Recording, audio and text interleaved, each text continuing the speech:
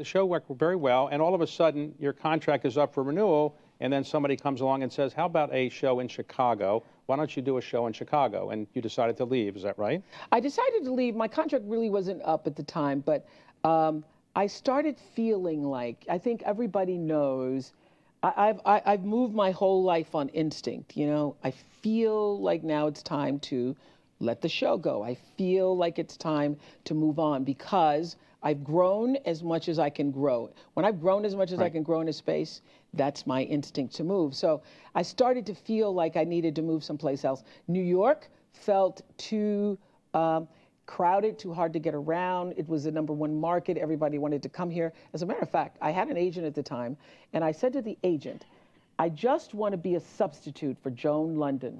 Remember Joan London? I said, could you just get me, a job as the substitute for Joan London when she goes on vacation and maybe she wants to take a break? And that agent said to me, that's never going to happen because they've already got one black person.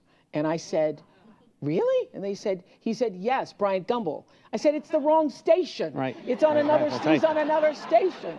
So maybe they would take one more over, but he said, no, that's not gonna work out. So I let that agent go. And I ended up going to Chicago because I was on somebody else's audition tape, actually. One of my producers had gone there. She called me up and she said, Dennis Swanson just saw you on my tape. She had been hired as a producer. And he wants to know, would you be interested in doing a job here called AM Chicago? That's how that happened.